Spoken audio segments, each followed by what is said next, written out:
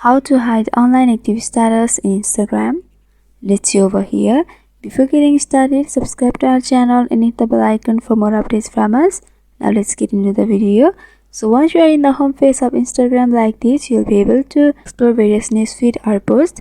So in order to hide your active status, you need to first tap on your profile at the right bottom corner.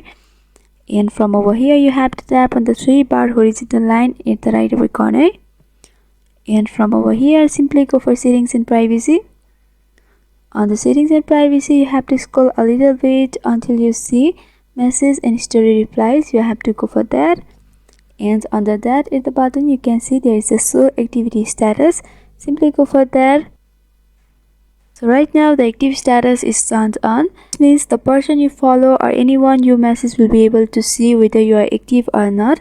So if you want to hide this or turn off, you have to simply tap on this button and it will be turned off. And by doing that, you will be able to hide your online active status in Instagram. I hope this video was helpful. Don't forget to like, comment, share and subscribe to our channel for more updates from us. Thanks for watching.